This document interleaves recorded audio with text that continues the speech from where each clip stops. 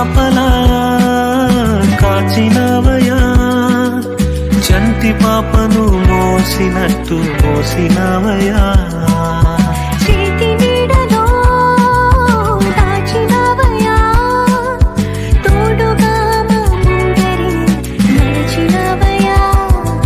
పోషించినవయా, బలపరచినవయా, భయము వలదని ధైర్యమునిచ్చినవయ్యా.